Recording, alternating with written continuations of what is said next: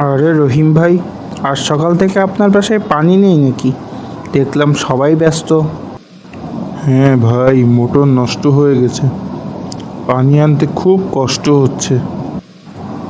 এই নিয়ে দুশ্চিন্তা করবেন না, আমাদের বাসার লাইন ঠিক আছে, চাইলে আপনারা এখান থেকে নিতে পারেন। সত্যি বলছেন? আমি ভেবেছিলাম আপনি হয়তো বিরক্ত হবেন।